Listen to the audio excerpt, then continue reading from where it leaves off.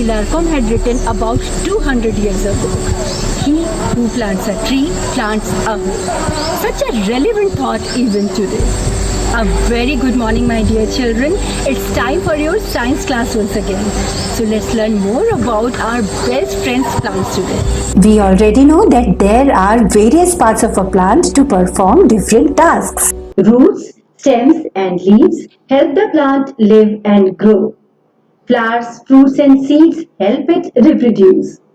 We have already studied in detail about the parts of the plant that help it live and grow. Firstly, talking about roots, they are very important for plants as they fix the plant to the soil and help it absorb water and nutrients from the ground. Just imagine, children, if roots are cut off from the plant, then what would happen? The plant would fly away any time a strong wind blows or a heavy rainfall takes place. It would not be able to absorb water and nutrients from the soil, and in such a case, would it be able to survive? No, children, it would not survive. Now, if we talk about stem, it holds the plant straight and supports its branches. The stem works as the transport system of the plant as well. It carries water and nutrients from the roots to the leaves and supplies the food prepared in leaves to all the parts of the plant. I'm sure you have understood how important stem is for the plant. If it gets damaged, then branches and other parts will have no support. The plant would not be able to even stand straight. And the transportation of water and minerals from the roots and food from the leaves would not take place. And the plant, of course, it will die. Now, let us revise functions of leaves. Leaf is known as the kitchen of the plant, as it is responsible for preparing food for the plant with the help of water, air and sunlight in the presence of chlorophyll. It also helps the plant in exchange of gases and release of excess water through stomata. Now, let us assume if leaves are removed from the plant, then what would happen? Children, the plant would not be able to prepare food for itself if leaves are not there.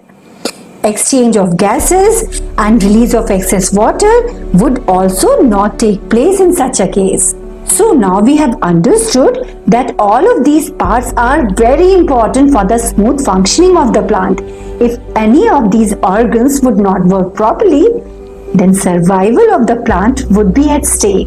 After talking about those parts of the plant that help it in its functioning, let's move forward and study about those parts that help it in producing new plants. Yes, children, I'm talking about flowers, fruits and seeds. You must have definitely seen flowering plants in your surroundings. Flowers are found in different colors, shapes and sizes. And they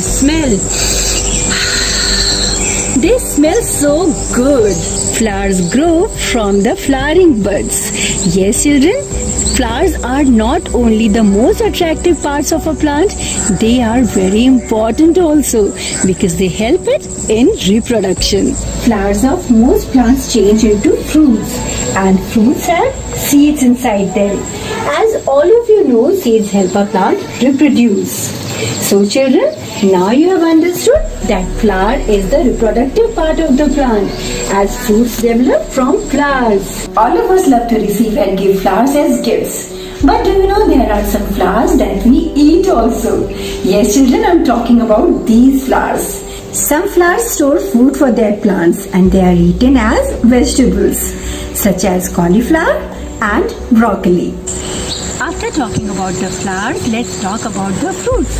I'm sure all of you love to eat delicious fruits. Shall I tell you one secret about them?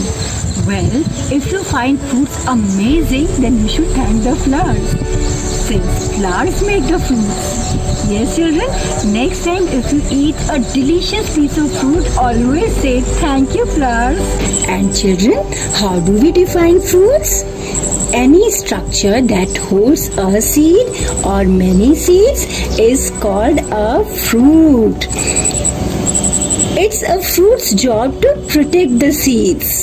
Some fruits have only one seed, like mango and lychee, and some other fruits have many seeds, like watermelon and papaya.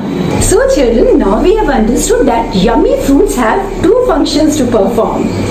They carry and protect seeds within them so that they can play their role in the reproduction of new plants.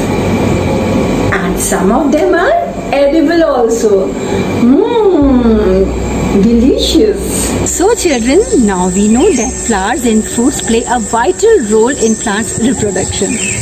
Before winding up today's class, let's quickly revise whatever we have learned today. We have learned today that flowers, fruits and seeds are the reproductive organs of the plant. They help it in producing new plants. The flower is the most attractive part of the plant.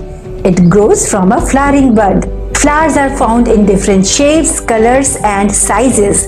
They play a vital role in the reproduction of the plant as flowers of most plants change into fruits.